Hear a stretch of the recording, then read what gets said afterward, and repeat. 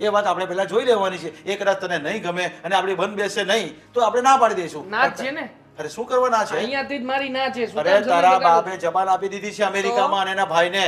તો હા, એનો જબાનની મિત્ર છે કિંમત તો હોય કે નહીં બેટા? મારી તો મેં કિંમત પણ હોય. જબાન આપી છે પેલી છોકરીને કે 7 જન્મ તારી સાથે જ રહીશ, તને પ્રેમ કરું છું, જો બેટા. લગ્ન પણ તારી સાથે જ કરીશ. એ આપણી નાતની નથી.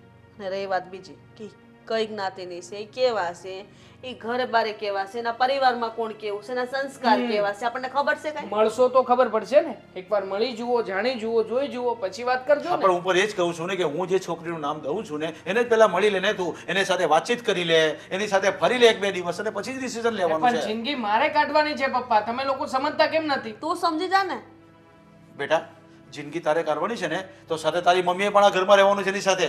અરે તું કઈ પણ- 24 કલાક નથી રહેવાનો. તો જે છોકરીને હું ઓળખું છું, જેને જાણું છું, એને સમજવાની કે વધારે મારે એના વિશે વિચારવાની કોઈ